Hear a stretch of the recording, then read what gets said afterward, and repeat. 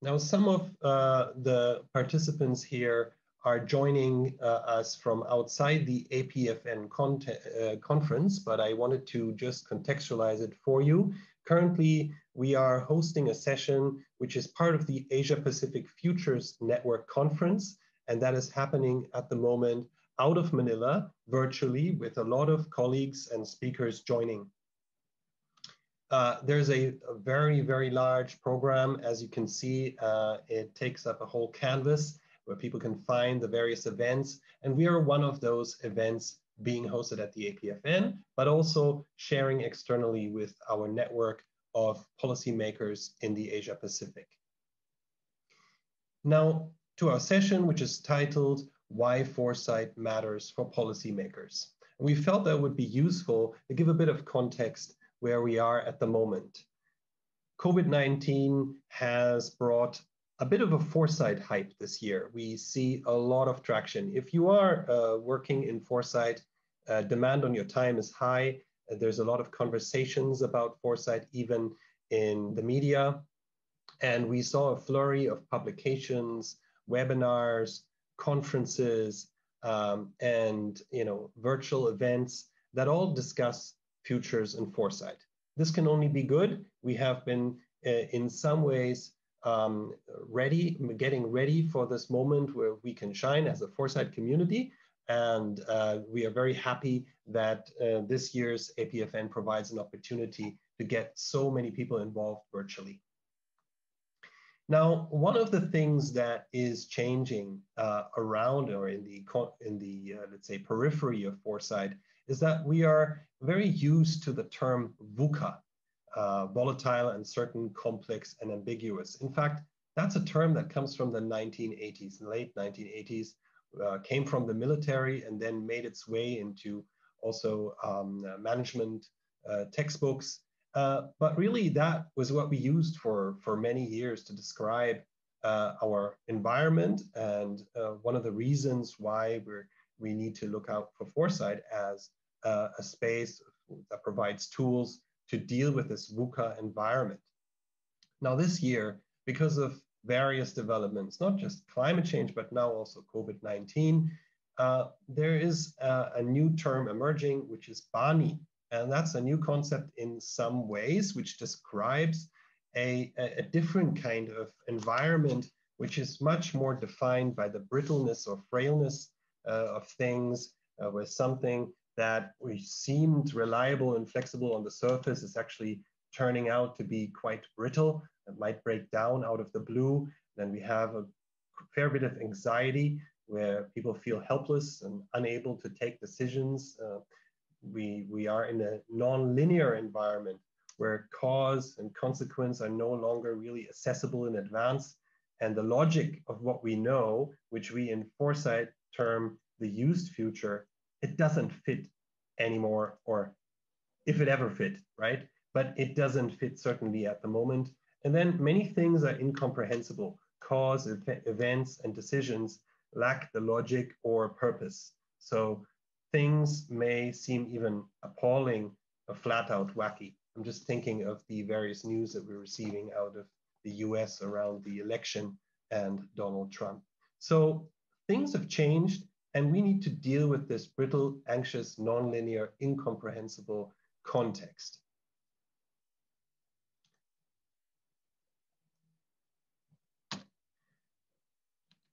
So what changes does BANI really demand? What changes should we look for when we practice foresight? Well, if you look at these terms, they might seem very off-putting in the beginning, might even be very negatively associated. But if you think about it, they basically require us to come up with 4 different approaches. We need more capacity and resilience to deal with brittleness. We need more empathy and mindfulness to deal with anxiety. We need more context and adaptivity when we need to deal with nonlinearity. And when things are incomprehensible, we need more transparency and more intuition. So just to turn this to the positive, futures thinking and foresight really can enter this space and provide some guidance and help. frankly, some approaches and tools that can help us deal with this situation. So I want to differentiate, for those of you who are new to Foresight, futures thinking and foresight. Futures thinking is really more about the theory and the methods behind the practical applications of foresight. But all of it is a set of approaches and tools that are designed to help their users identify emerging issues, negotiate uncertainties, articulate scenarios, develop a common vision of a desired future through wide participation. They're meant to introduce innovation and design robust policies and strategies. Now, if that doesn't sound like something useful in this context, I'm not sure why you're joining the session. We're all here to learn a bit more about it and how it matters to governments. Now, the first part that is mentioned is alternative futures. Many of you would have seen this graphic. It's the futures cone. And it basically describes that there isn't one future, but many, many possible futures, out of which some are more likely to happen, the probable futures, and some are preferable. Those are the ones that we call the desired future, which we capture in our visions when we work on national planning, for example. Those are the vision statements. And we try to come up with pathways towards that preferable future. The second part that I mentioned is foresight and its various methods. And this is a graphic that's been used a fair bit in the foresight space that displays the range, the huge range of methods and tools that foresight comprises. Those who are more on the side of creativity, those are more on the side of expertise. Those are more on the side of interaction, or those are more on the side of research. So you can see everything from wildcards and science fiction to literature review and modeling. You can see expert panels, but you can also see citizen panels. And this wide breadth of tools and methods means that when somebody tells you they practice foresight, this could be anything out of this box. And it also gives you a lot of liberty as a foresight practitioner to basically apply what you need for your context and your situation. Now, why do we need futures thinking and foresight? Our speakers will elaborate on this, but these are the obvious ones that are already kind of filtered for our space of public policy and public sector. So there is this need and utility of identifying emerging issues, to negotiate uncertainties, articulate scenarios, provide a common vision of a desired future, to help with innovation, and to design resilient policies and strategies. And all this comes together as helpful approaches to build resiliency, adaptation, and transformation in our organizations. The space that we are kind of talking about in this session is everything from discovery to creation.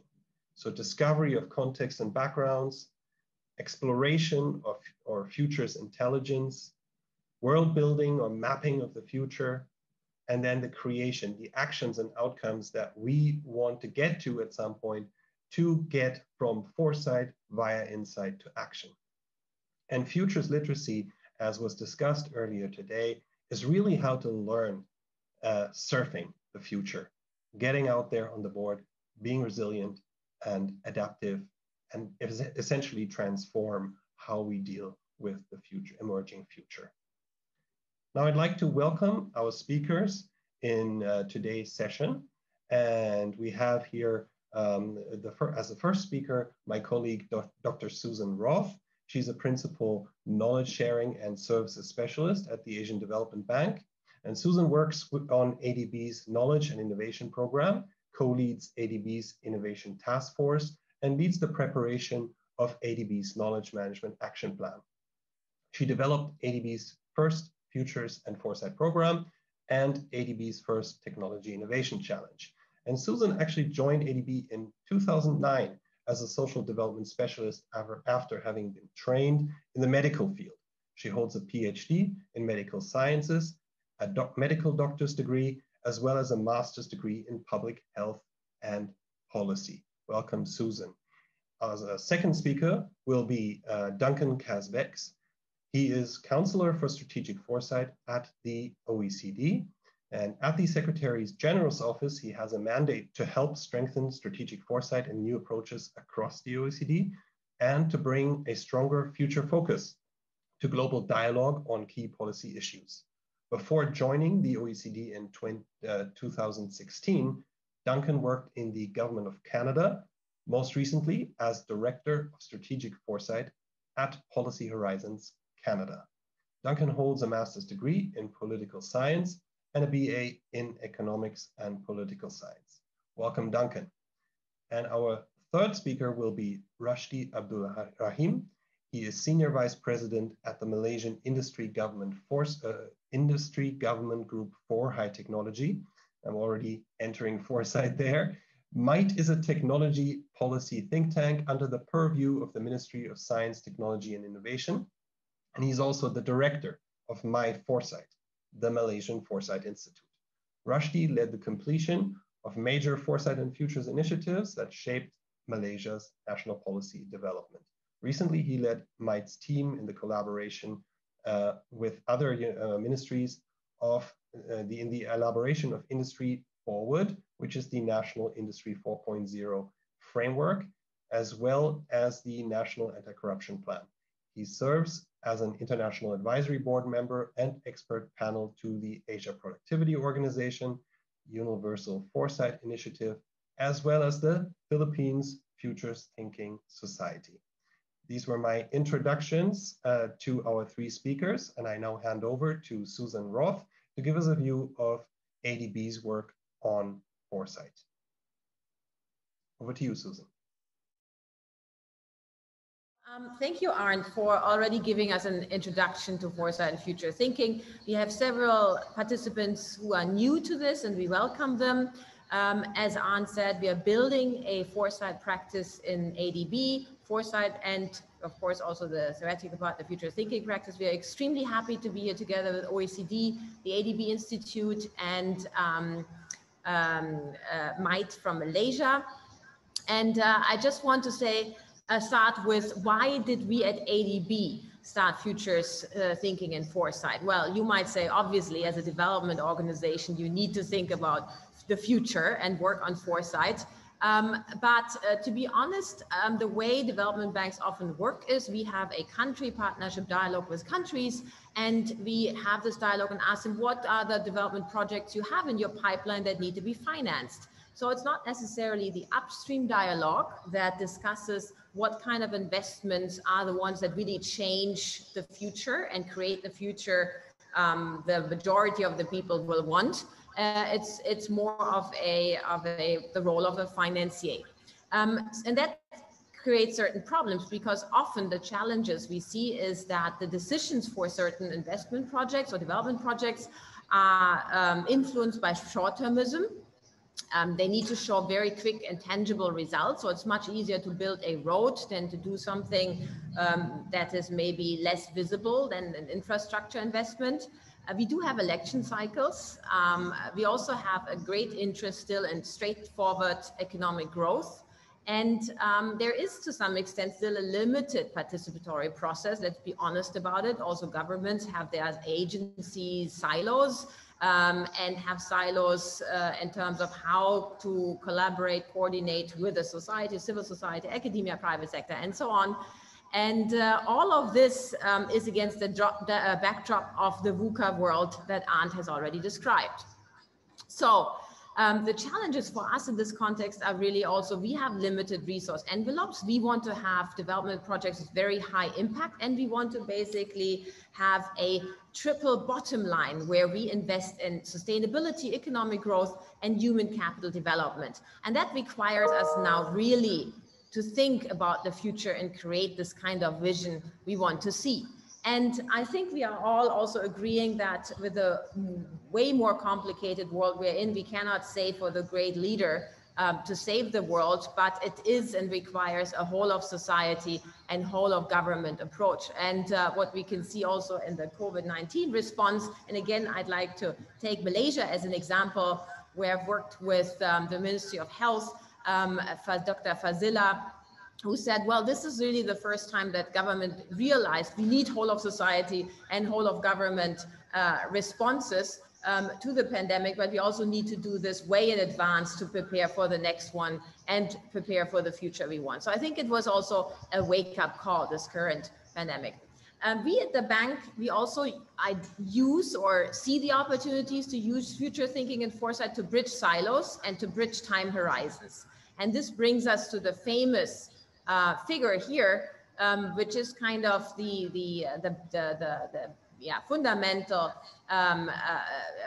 background or reason why we need to understand uncertainties and understand or try to understand future scenarios, because they help us to navigate the future and they help us to ride on the next possible trends and the emerging issues. And that definitely is required for us in the bank. So what we have done is we have engaged in workshops in a diverse set of countries, from Armenia, Kazakhstan, Mongolia, China, Cambodia, Philippines, and Timor-Leste. So very different countries. We've engaged in a set of foresight and future thinking workshops. I'm very honest, these have been really one-off workshops. Sometimes we came back 2 times to the country, but it was really an initial testing of the interest of our counterparts in this kind of dialogue with the Asian Development Bank. We shared examples from other countries, for example, from Finland, from Thailand, from Malaysia, Singapore, and Australia. And then we have experimented with bringing together experts, participants from the highest government level. In Timor-Leste, we worked with the Prime Minister's office and the entire cabinet. We worked with civil society, academia. In Mongolia, we reached out to the media. We worked with specific sectors, urban development, for example, in Armenia, agriculture, in Kazakhstan, and we also looked at specific geographic areas. So we tested a different set of engagements, and we used a variety of tools. Those of you who are familiar with the arsenal of future thinking and foresight, they know that we look at sensing, mapping, anticipation, timing, deepening, creating alternatives, and transformation. I'd like to invite you to look at our book, at the Asia Pacific Futures Handbook, which provides a very easy description of possible tools that we can use and engage in these various workshops. And I'd like to take you now on a quick journey and share with you some of the discussions that we had in the countries. So for example, on scenario development, we worked with mayors and government agencies in Armenia. It was extremely interesting how this Futures of Foresight workshop brought together the old generation of government officials with the new and next generation of the government officials. This was just after the Velvet Revolution last year. Obviously now government's going through different difficulties.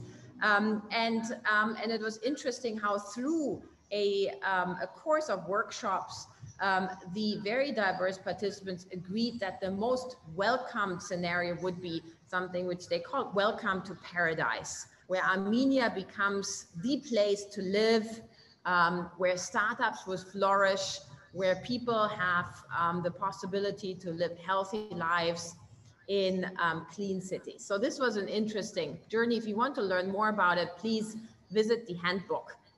In Kazakhstan, we had fascinating discussions. We presented, and Sohail was there, to the Prime Minister and the cabinet. And that, I have to say, was an interesting, also difficult engagement. But then in the afternoon, we engaged with a very young group of government officials, and we developed scenarios in various sectors. And one, which I found fascinating, was in urban development and waste management.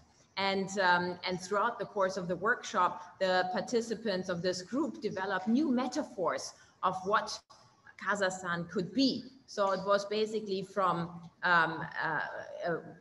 wealth and oil and natural resources to let's invest in waste. Do not waste time, invest in waste became one of the metaphors and slogans. Waste is the new oil.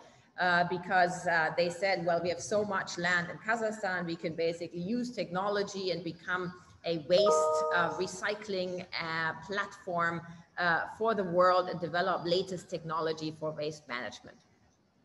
We also used backcasting, and I'm not going into details here, from the example from Armenia, but interesting was how we brought different agencies together to do backcasting together to achieve a certain vision that they had developed. And that was interesting.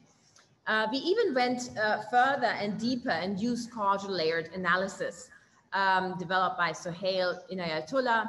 And in a workshop in China, we looked at relationships between the bank and China and how they could change, and developed new models of ADB's engagement, which would focus more on knowledge and innovation and demonstration projects and quality. So it was also an interesting tool to understand the facts, the environment, the context of new opportunities for, or deepen opportunities for ADB to engage in knowledge. I will share these slides with you. I'm not going in detail through the summaries here, but they give us maybe a quick overview of how many people participated and what we got out of it. In Armenia, our work on these workshops led to informing our urban development program and pipeline, and is now leading to very holistic and integrated investments in urban development.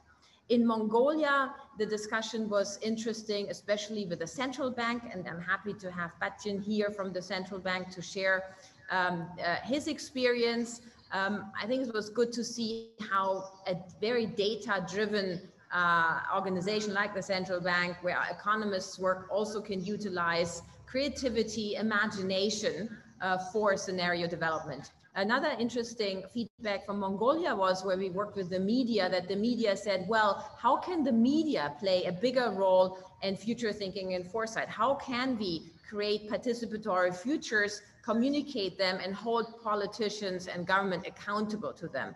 I thought that was a very interesting dialogue.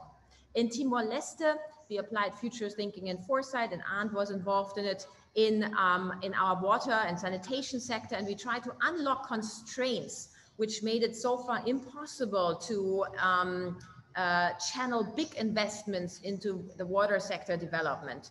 And we hope that these workshops would help the participants to equip them with arguments for their dialogues with their leaders, to ensure that they understand water sector investments are important for the future of Timor-Leste, not only for public health, but also for the economic development.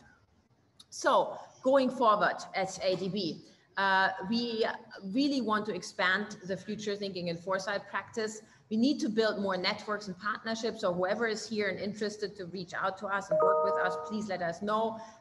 We are working with OECD, obviously, with the UN, UNDP. We do hope that the ADB Institute might offer capacity development on futures thinking and foresight next year. And we want to intensify these efforts and build these relationships with our government counterparts through ADB's proposed innovation hub, and offer it as one of the service lines, and inform our country partnership strategy and our dialogue with countries with future thinking and foresight to help create a preferred future. Thank you very much. Okay, well, so thank you very much. It's great to be having this session with you. My name is Duncan Caspegs. I'm the Counselor for Strategic Foresight here at the OECD in Paris, and I'm also delighted to be joined by a couple of members of my teams, Dexter and Akane, who are also here. So what I want to do is, if it works, there we go, is really take you through three things in the coming few minutes. The first is just a few words about the OECD and foresight at the OECD. Secondly, about some of the work that we, but also our government foresight community members around the world are doing, particularly in the area of foresight for COVID-19. And then third, just some words about actually building foresight capacity within your own organizations and governments. So first of all, as many of you know, the OECD is an international organization based in Paris. It is 38 member countries currently, and its slogan is "Better Policies for Better Lives." So within the OECD, we are a Foresight unit working out of the Secretary General's office with a mandate to really build the capacity for foresight and futures thinking across the organization. Secondly, with governments by working in collaboration with them. And thirdly, by bringing strategic foresight into key areas of global dialogue, be that ministerials or others. A key part of this, our main challenge is really to address the issue that there's an incredible amount of excellent policy analysis and advice being conducted at the OECD itself, and of course within member country governments.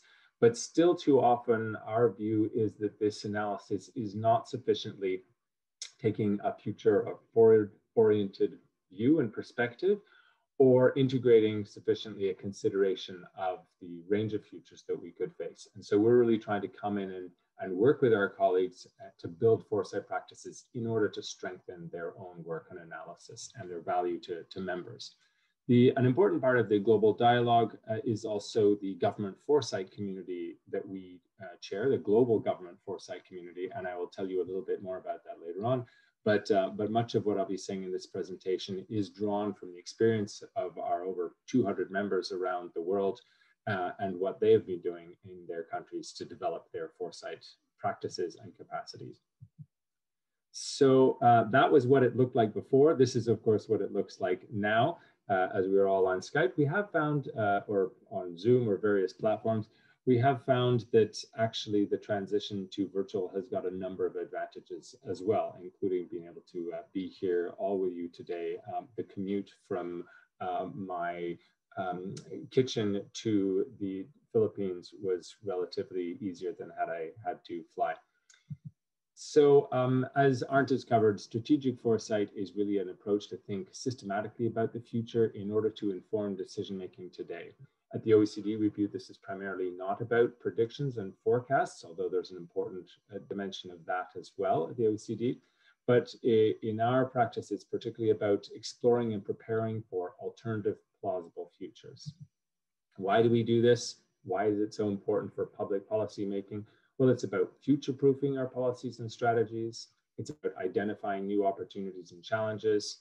And it's about spurring innovative solutions as well in the actual policy development and implementation space.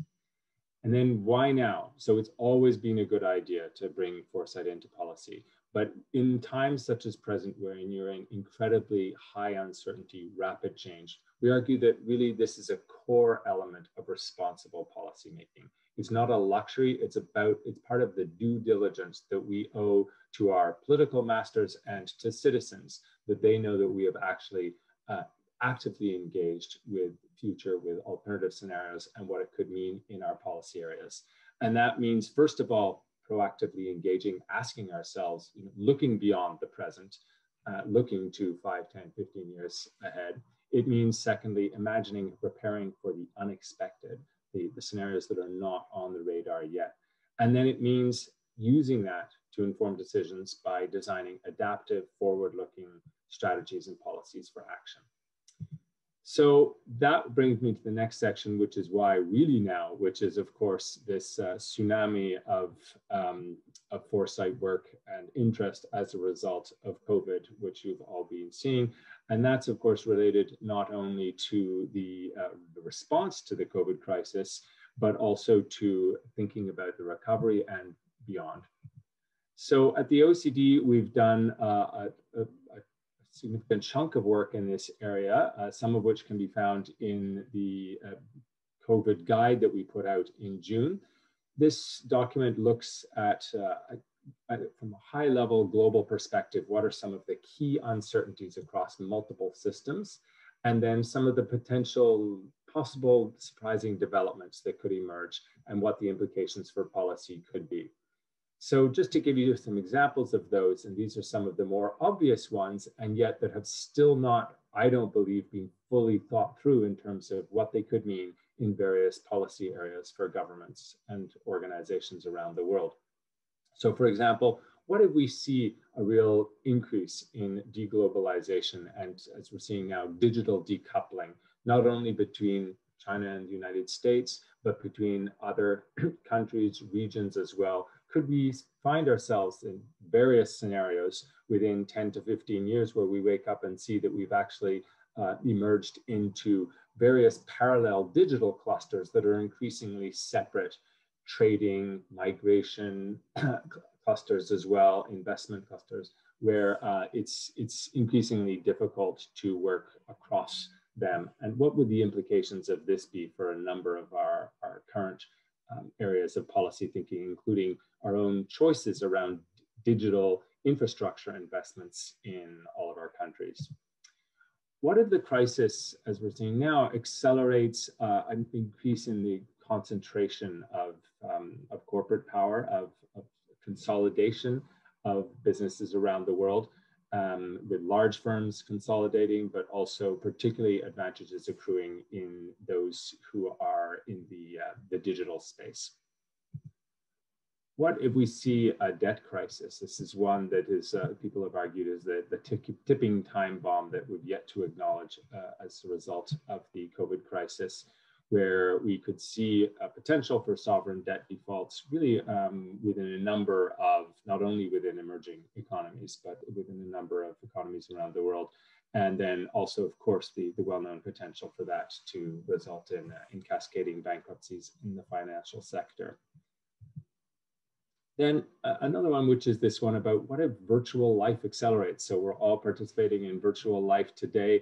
The tech companies are making very large investments in the next generation of that, where we will all be stepping into virtual reality workplaces that are even more engaging than just a simple Zoom conversation like this. What if also what if that allows us to really work anywhere from anywhere? What does that mean for our labor market policies, for the competitiveness of our businesses, for innovation, of course, but also for issues around where people choose to live, urbanization patterns of migration, and so forth. This is one that's got just an almost incalculable level of cascading implications. And that is no longer science fiction to think that this could be really a significantly increasing area affecting most countries and most of the population in the coming decades. Also potentially driven or leading to a significant push by citizens that want that kind of global connection, potentially a countervailing force to the kind of decoupling that that I was mentioning earlier.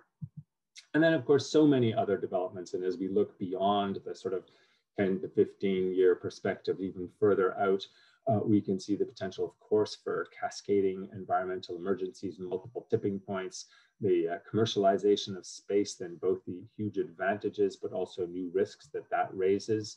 And then, of course, we're on the cusp of this potential question around the transition from narrow to general artificial intelligence. So that's just a sampling, but I think the point that we're trying to make is that these, in both as one's thinking through one's short-term responses, but particularly one's longer-term investments, we need to be asking ourselves these questions. What are some of the possible future developments that could disrupt your government's responses and recovery plans in the short and medium term?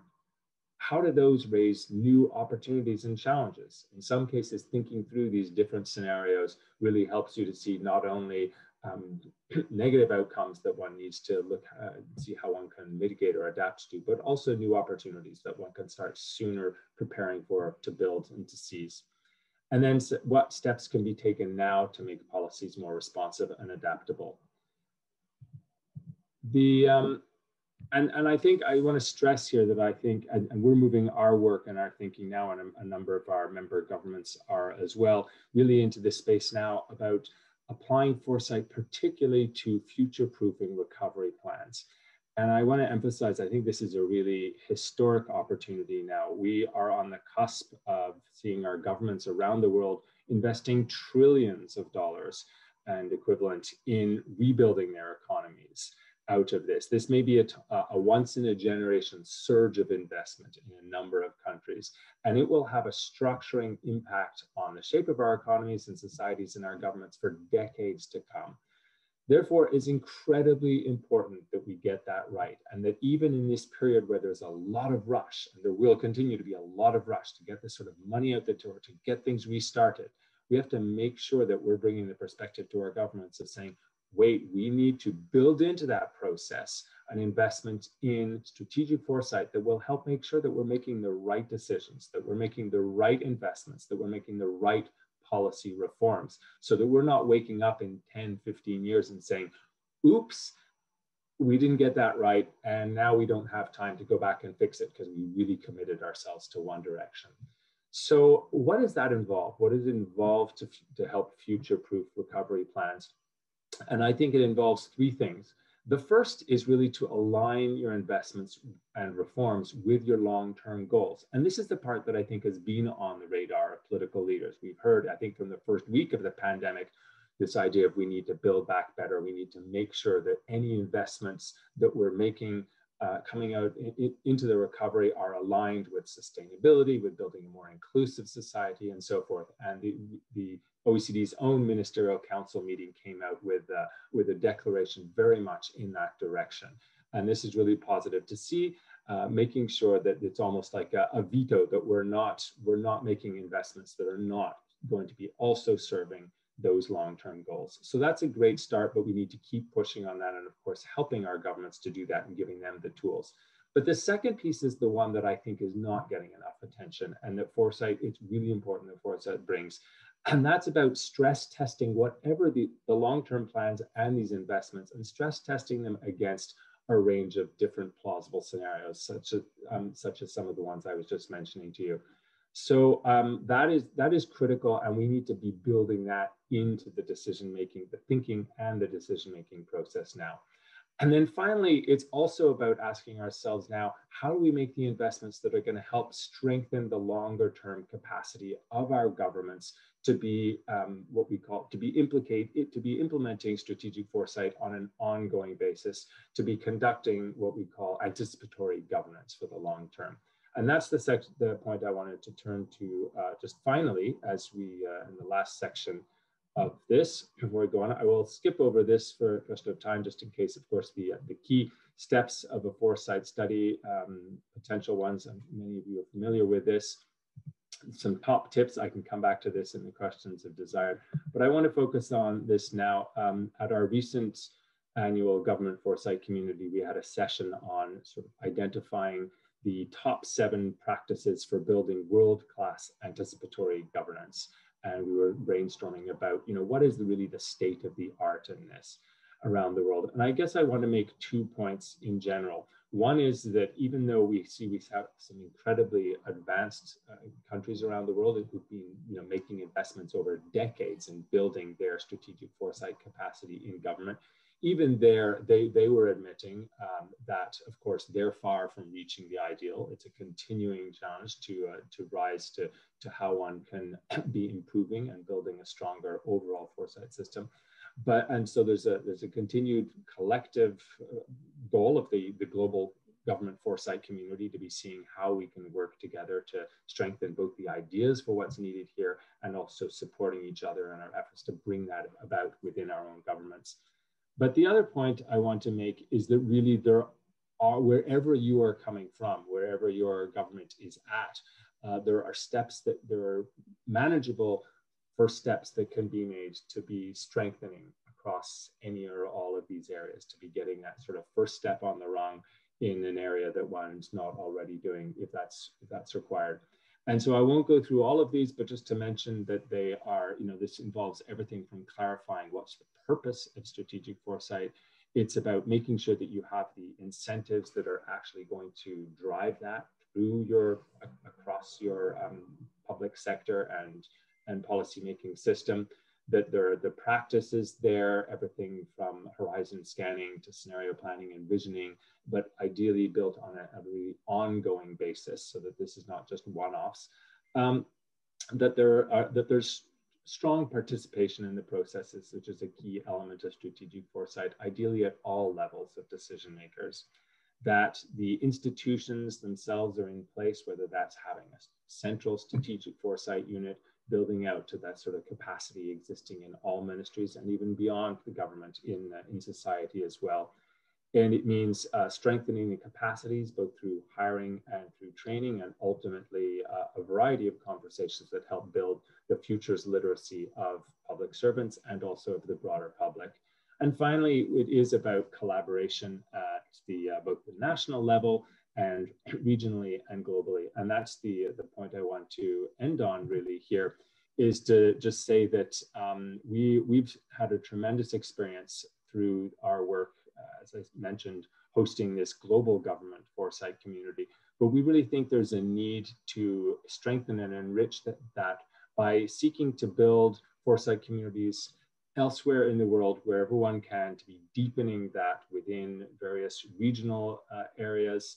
The European Union has just announced yesterday the creation of a European foresight network for member nation states. And I think there's a continued need for that in various parts of the world. And I would encourage you to continue, and we would be pleased to continue with you in discussions such as today's within the Asia Pacific region or subsections of it. And I think there is an important need to have discussions such as this, really bringing public sector and government foresight practitioners together to have a slightly different conversation than what will be had necessarily as part of the kind of broader APFN and other discussions, and both to share insight and priorities, but also to find ways to collaborate to advance this shared goal of anticipatory governance. Works best when it's highly interactive, participatory, and member-driven, but one, of course, does need conveners and a secretariat to make it happen. And finally, just in terms of how you can collaborate with us, I will emphasize one thing. Please do reach out if you are interested in joining the Global Government Foresight community that is open to full-time foresight practitioners working in the public sector. So do please connect with us. But also I would emphasize that we are particularly interested in building our collaborations around the third bullet here, which is really partnering with the OECD and one of our substantive directorates around a particular thematic future study or issue. This would particularly be an area where your country or your government is interested in pursuing foresight in a thematic area where you think there would be a potential significant benefit from bringing a global perspective and expertise that the OECD can provide. So with that, these are some ways that you can get in touch with us, and I look forward to the discussion. Thank you. The advantage of coming in last is actually most of the points that I wanted to touch is actually has already been covered. But I think there are certain things that I would like to stress with regards to some of the things that was mentioned just now, especially with regards to, context matters. I think when Ann was talking about Bunny just now, one of the things that he was saying was actually in terms of context and how this matters with regards to what we're trying to do. So my presentation here is very much straightforward with regards to, a perspective from Malaysia in terms of why foresight matters for policymakers.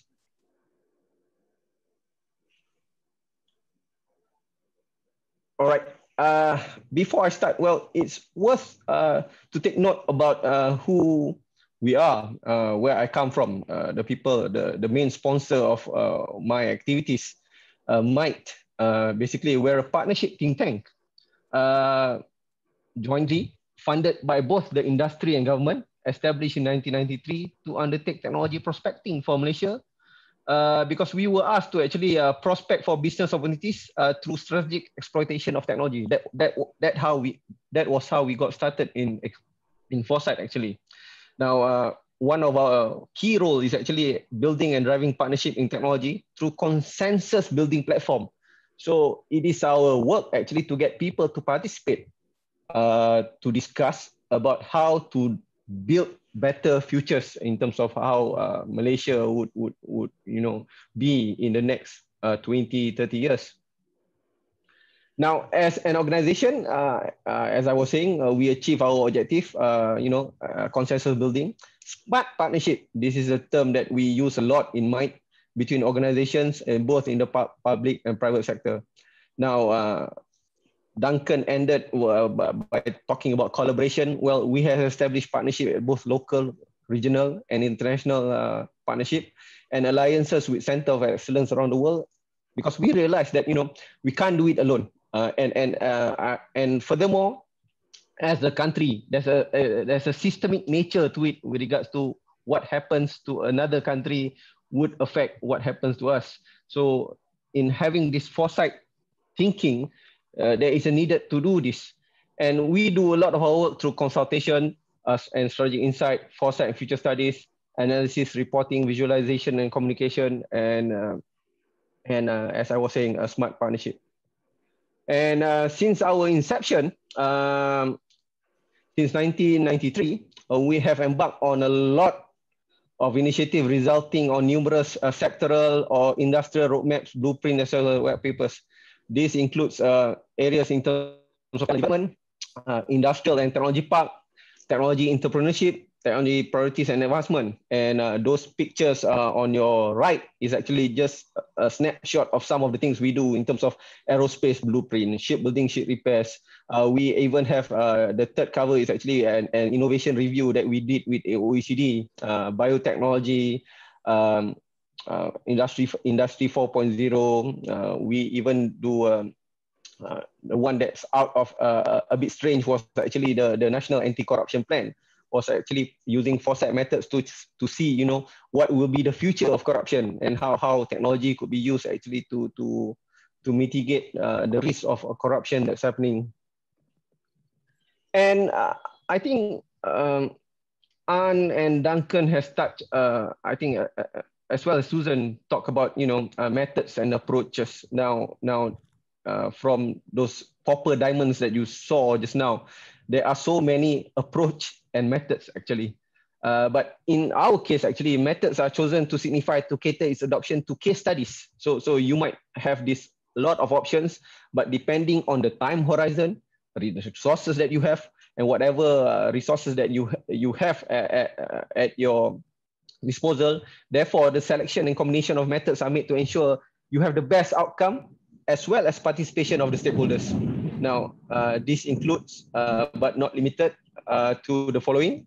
Well, one is actually to negate a relatively high level of cynicism among the stakeholders, because when you're trying to introduce some of these, some of these people will say, okay, so, especially when you're trying to do something new, some people are very much trying to say, okay, we've done this before, so what's new?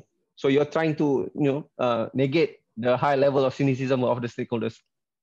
Enable change of thinking and mindset. People are used to doing the things that they do, and they said it works so far, so why bring the change?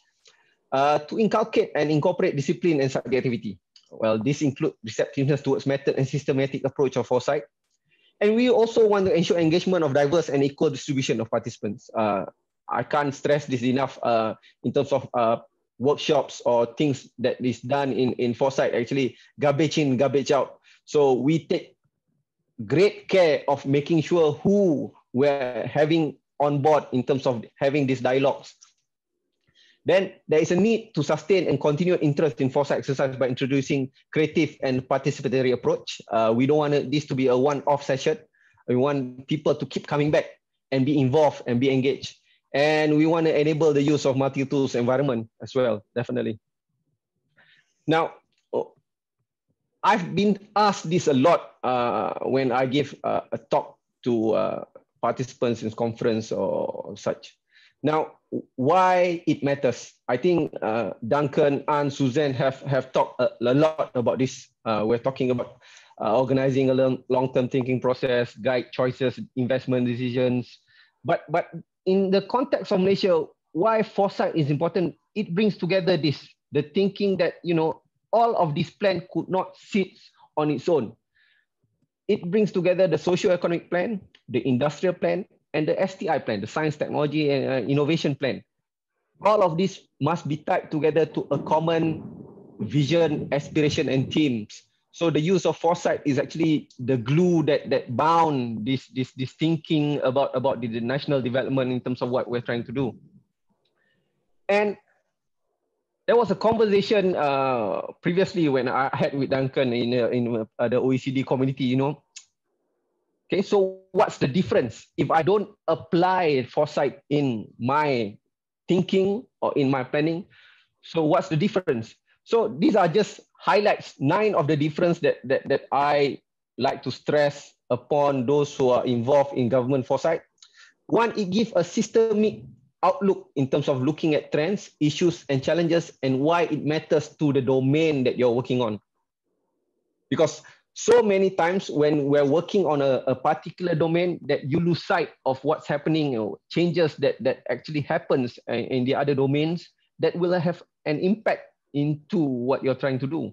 So the use of foresight actually brings this systemic outlook, a 360 view, if you might say. Second, what we're thinking is actually it establishes a shared vision, but also a shared fears derived from multiple scenarios. Because normally when we're trying to do a plan, a 20-year, a 10-year plan, what we do is actually take the so-called the shared the vision that we want, a future that we want, and that's it. Whereas in my line of work, I would like to say, okay, this is the shared vision, but what about the shared fears? So because we're so much concentrating on building strategies for the future that we want, that sometimes we lose sight of trying to build strategies to negate the possibility of the shared fears from coming through. And then we've talked about this, providing a common direction and vision to work on. But number 4 is actually the use of foresight methods allows discussion of political sensitive matters, because I'm not sure about other countries, but in Malaysia, there are certain taboo subject matters that, we don't speak out there.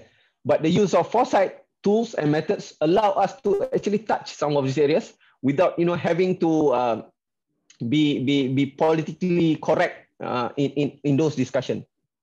5 is to uncover opportunities and reach a risk which was not previously discussed. 6, I like this. We identify wildcards and weak signals in terms of what is going to happen in the future. Because one of the things that, inbuilt in terms of the planning that MIT does is actually we try to understand what wildcards will come in the future and what weak signals should we watch out for. And then 7, we talk about test existing strategies against multiple scenarios. Not only just the future that we want, but also against the future that we don't want. Then understanding the unintended consequences and its risks. This is another thing that I think the use of foresight shows its true value with regards to trying to understand the unintended consequences of some of these policies that we're trying to do. Because so many times, sometimes the solution that we're trying to give actually creates another set of problems on its own. So what we believe we're doing here is actually introduce, if we do this, what will be the consequences and what will be the unintended consequences as well. And of course, number 9, we're trying to build anticipatory capacity to be better prepared for the future. That is pretty clear. Now, this is not exhaustive and not definitive, but these are, the use of foresight in Asia Pacific is not something new. However, I would like to stress there is a differing structures and models. Again, I would like to come back to context, because it will depend if you are interested to set up your own foresight centers or foresight practice in your own countries.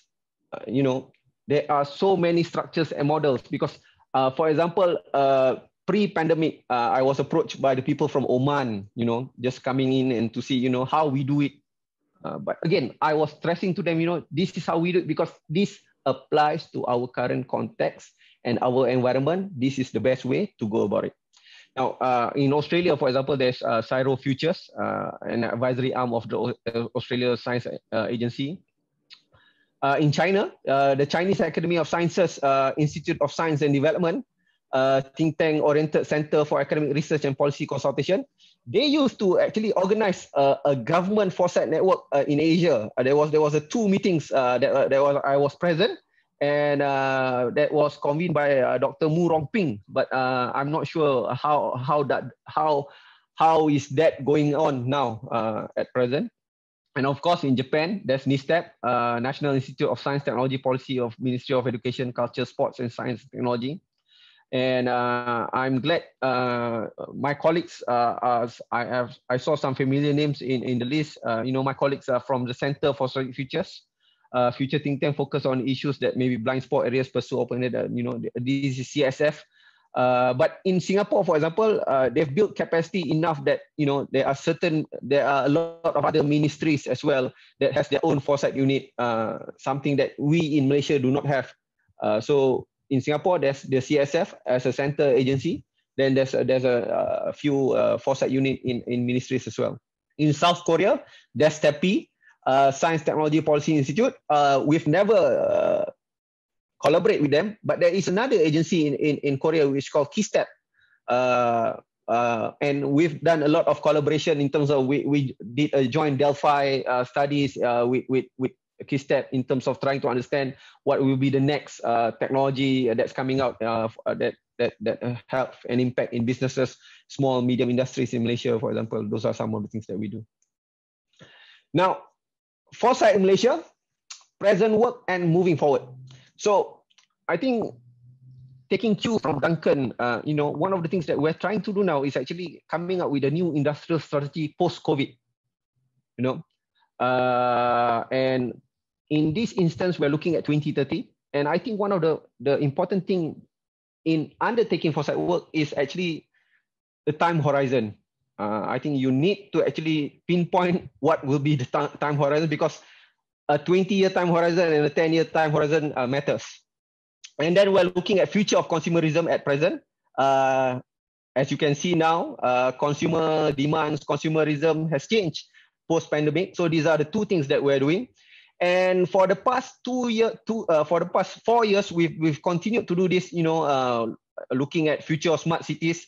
How does smart cities change in this context? I saw one of the presentation in the earlier one, condomization of living. They're putting condoms in terms of people moving about and things like that. That is an interesting presentation. We're talking about future of work. We're continuing looking at what will be the future of work post-pandemic, future mobility. I keep saying, the days when we can teleport will be the end of, of all this aerospace or automotive and things like that. I can just teleport where Susan is and, we'll be there straight away, And then definitely we keep continuing to do our technology foresight in terms of trying to understand, how the next technology. But I think my discussion with Ann yesterday, I think the day before, we were talking about, from my perspective in terms of technology, now we're looking at responsible development and application of technology nowadays, because due to the fact that technology has moved so fast that policies is trying to catch up in terms of trying to understand how this will affect society, government, and governance, for example. So we're looking at that. And as I was saying, we're looking at post-pandemic future. We're engaged with a lot of organizations at present.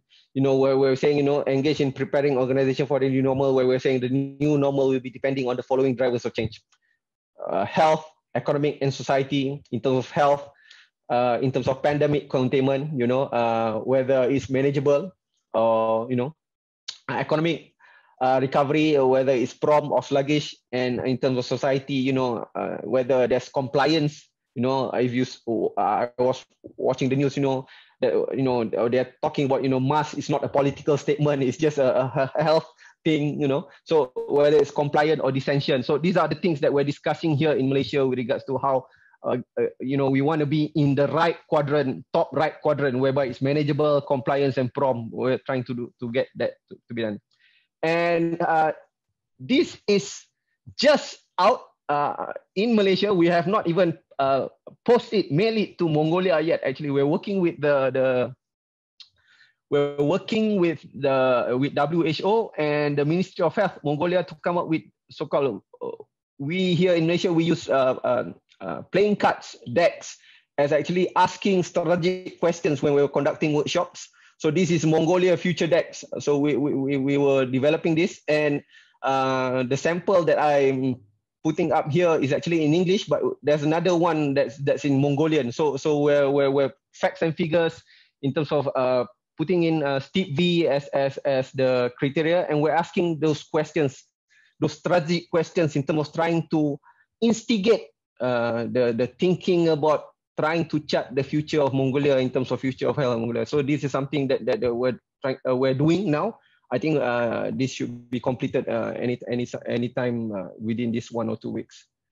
And thank you for listening. We're now entering the second phase of this session, and that is to get a reaction from some of the folks that we had previously pinged to ask, can you please just give us your brief reaction to what these presentations mean in your institution, in your context? And what I'll do now is I'll just invite one after the other, each of these ladies and one gentleman, to give us a very brief reaction. And then if there is questions in the chat, and currently there are none, then we will put those to the presenters and have them answer. So let's start with our co-host of this event at the Asian Development Bank Institute. And I would request Linda Arthur to give us a brief reaction, please. Thanks very much, Arne. Thanks, Suzanne, Duncan, and Rushdie. For those of you who don't know, ADBI is the policy think tank of ADB. It focuses on creating evidence-based knowledge and training to support policy design and implementation. So, of course, this topic is very interesting for us. I have a comment and a question, and quickly, I can say that in my experience, certainly policymakers are always hungry for tools that will make their jobs easier and make their jobs more effective.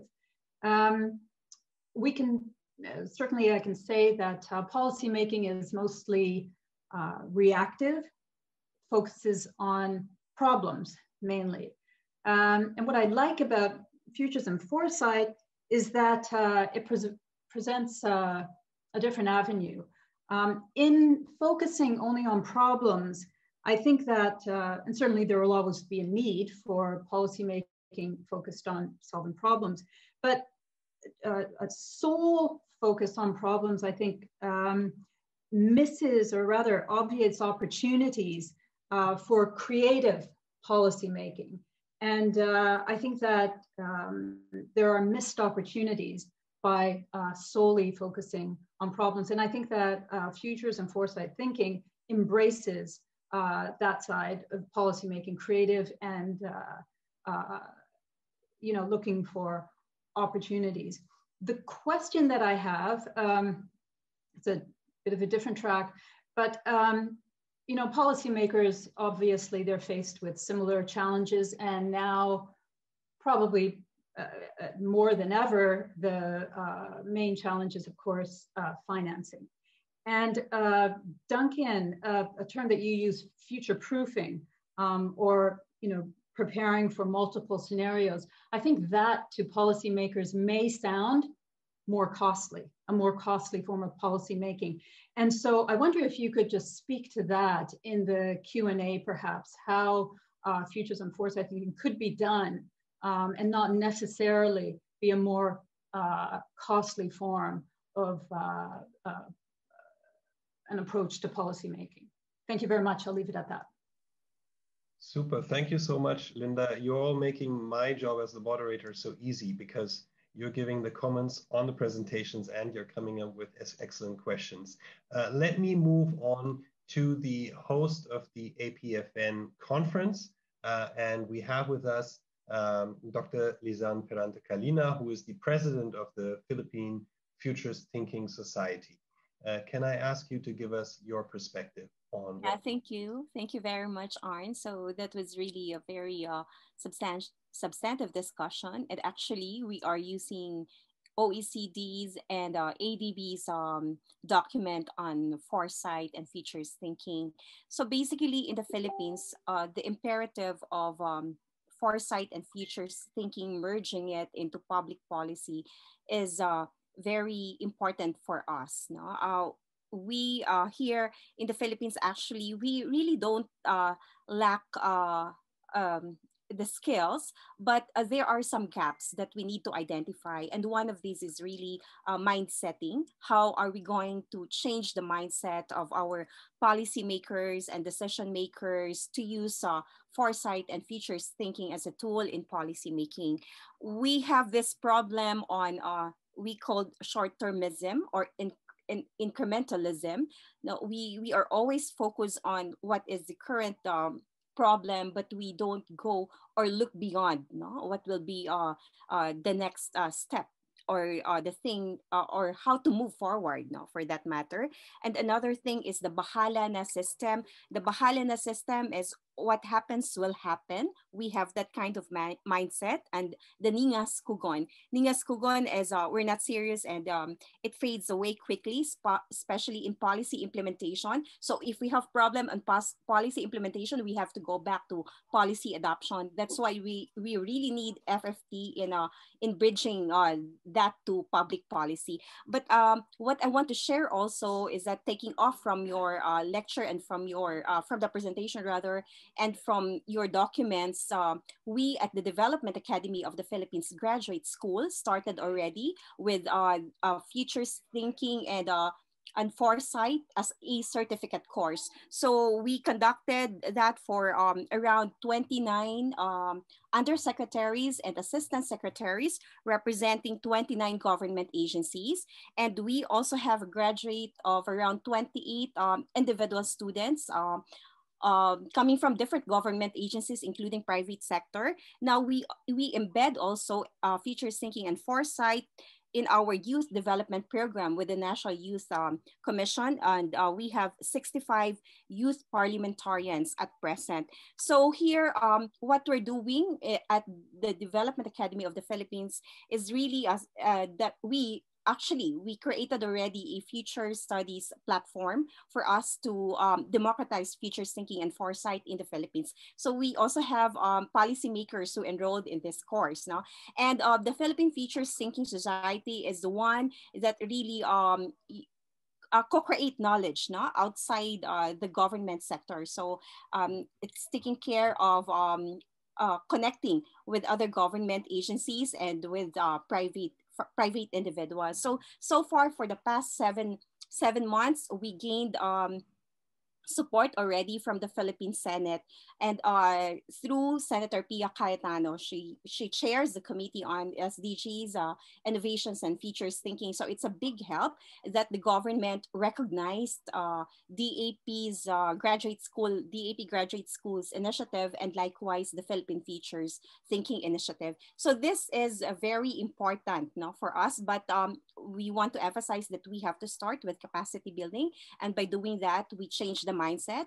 And by changing the mindset, the more that they learn from that, the more that we democratize futures thinking, and the higher the level of appreciation, so we can infuse that in policy making. Thank you very much, Arn.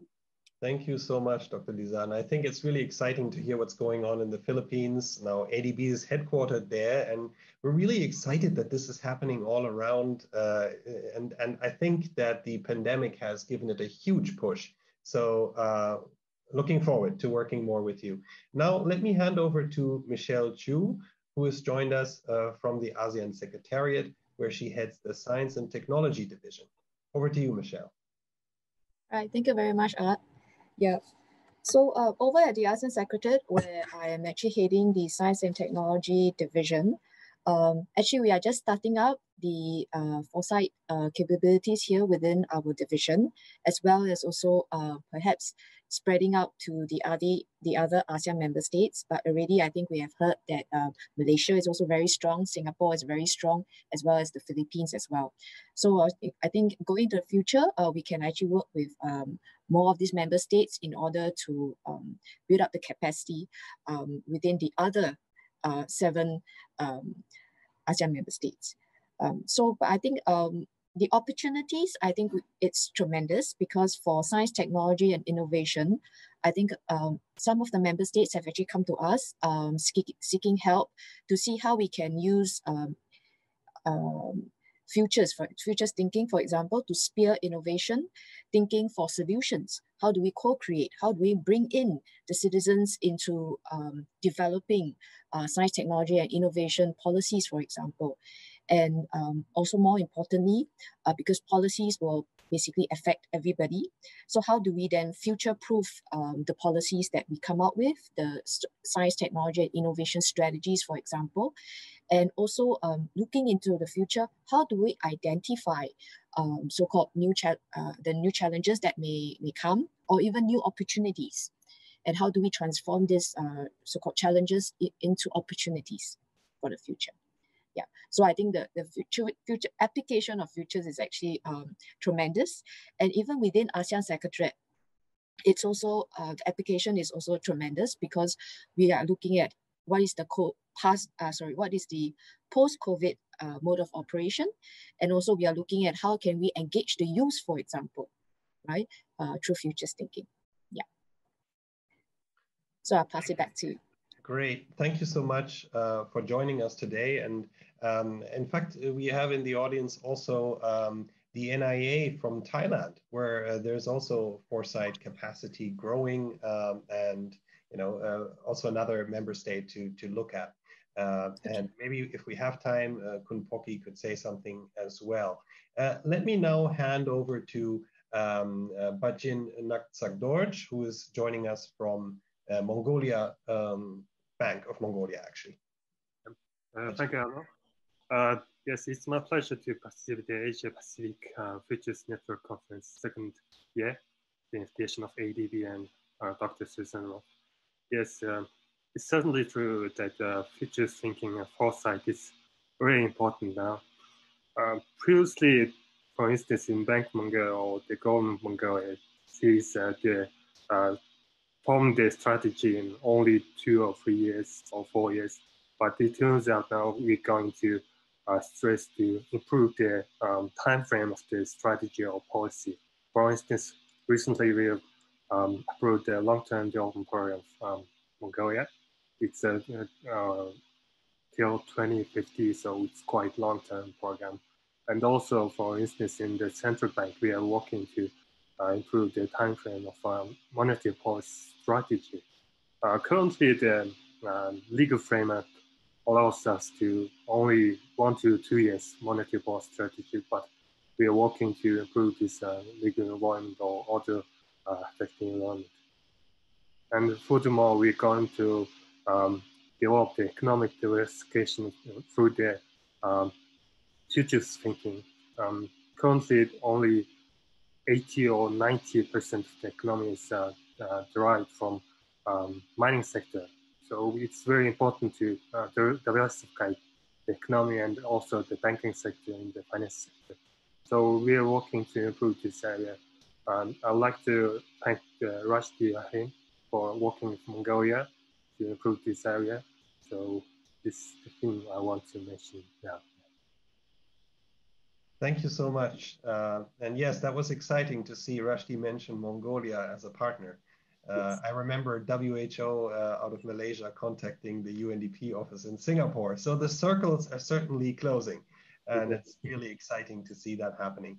Let me hand over to Nerissa Nesguera, who is with the National Economic and Development Authority of the Philippines, to give us her remarks. Hi, thank you, Arnd.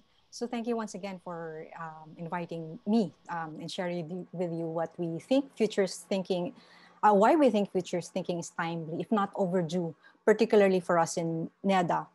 So yesterday we were just in a congressional committee meeting on several bills aimed at strengthening the culture of development planning and the institution in charge of planning, which is currently NEDA. Among other objectives, the bills aim to institutionalize long-term perspectives for development planning. And I believe this stems from some success we had in our long-term visioning efforts, which led to what we have now, the Ambition Natin 2040, or our vision, our collective ambitions, which ADB has been supporting since the start. I thought it would be good to cite a few elements that we would like the bills to cover and which are relevant to futures and foresight. I enumerated 5. One is long-term development perspective.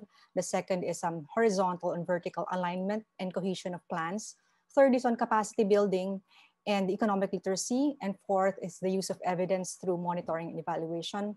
And 5, inclusivity and people's participation. So first, on having a long-term perspective, as we know, and it's been said before, that our political system poses constraints on development planning. And so we're happy that the proposed bills seek to institutionalize the preparation of long-term development plan that will ensure continuity of plans and programs even as leaderships change. So the latest bill we saw also proposes to create a unit that will take charge of strategic foresight and futures.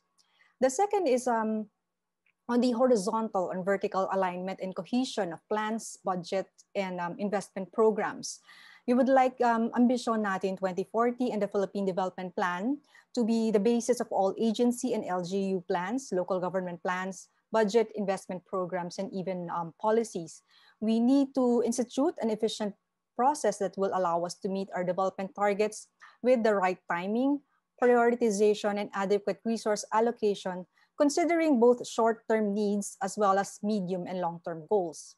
And the third is on capacity building for development planning. One reason why plans of government agencies and LGUs are often weak is that leaders, managers, and personnel lack the necessary skills and tools for development planning and policymaking, for which economic literacy is also important as it teaches us the concept of trade-offs. And fourth is on monitoring and evaluation. We must remember that M&E is an important and necessary part of the planning cycle. And as such, instilling a culture of planning, which is what the rationale for the bills, means instilling a culture of M&E as well.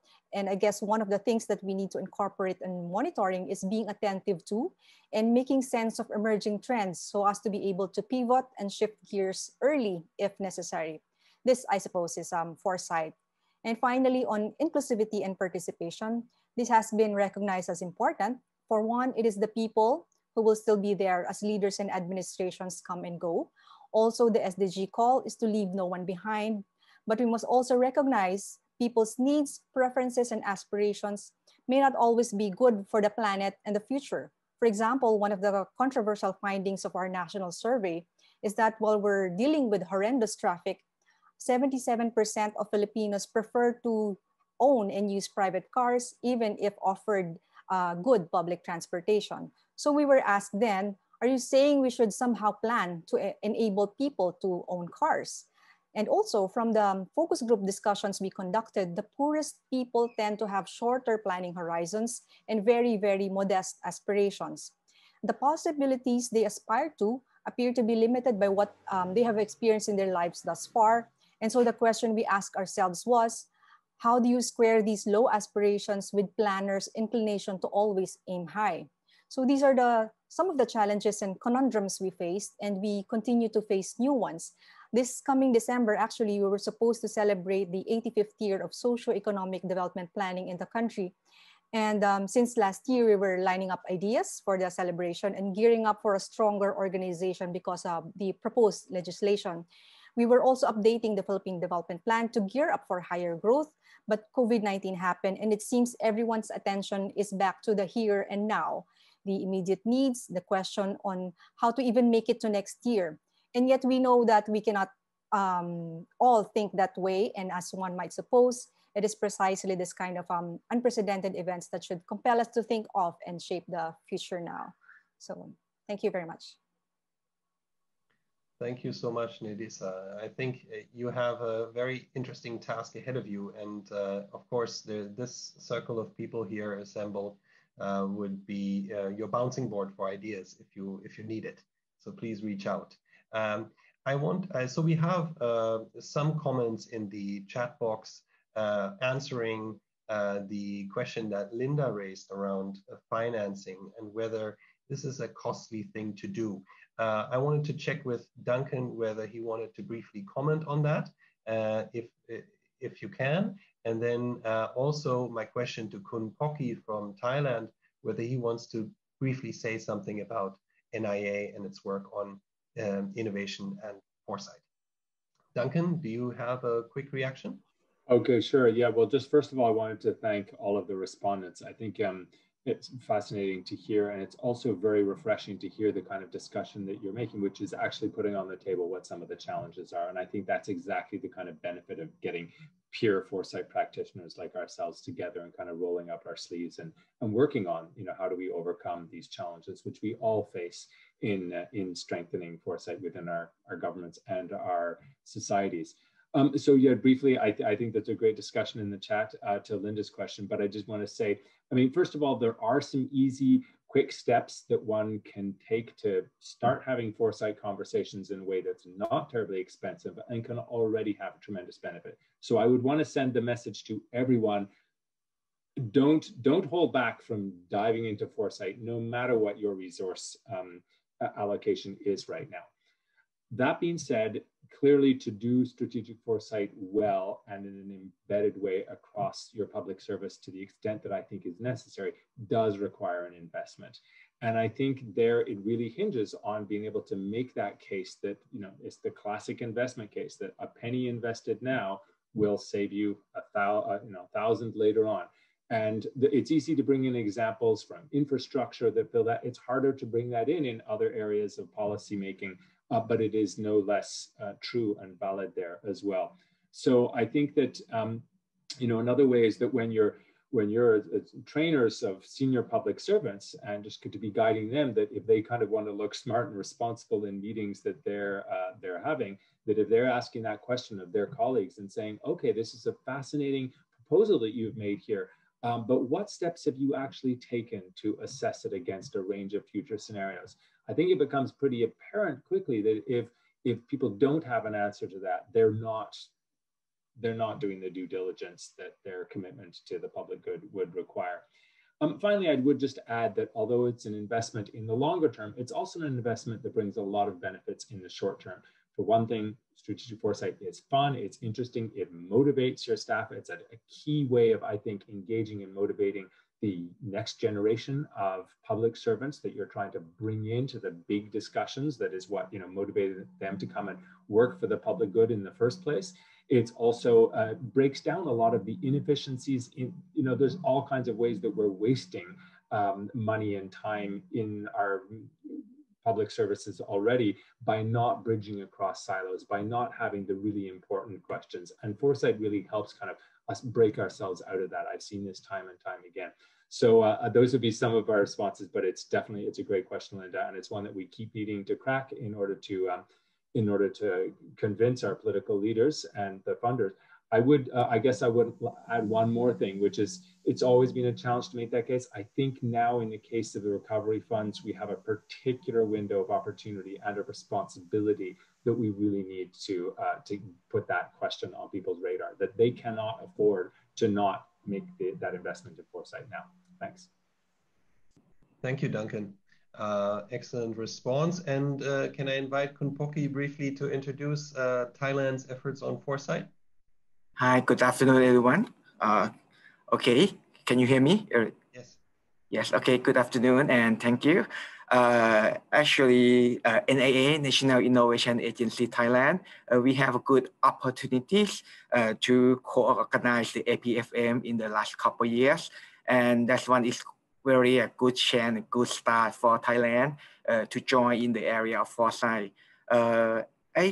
It could be said that in the last couple of years, the atmosphere and environment of the foresight in Thailand is growing. And many people from both public and private sector, they quite interested and recognize the importance of the foresight. Actually, in Thailand, the private sector, some large corporate, they set up their own foresight unit in their company in order to looking for something that might be promised for their future. And also for NAA, we also running some initiative last year. This initiative is quite different from we have talked in this section because when we think about foresight, we quite think at the big level, national level. But we just introduced a new project that try to introduce foresight at the provincial level. We try to introduce Foresight to the local researcher, local strategists, and also to the public at the local level, because it's quite important to build up the people, build up future literacy in the public. Last year, we tried out 3 provincial areas, and the response and the feedback is quite good. Many people interested in this technique, and the problem is they not get used to yet, and they don't know any tools, various of tools that they can use for conduct the foresight in that topic.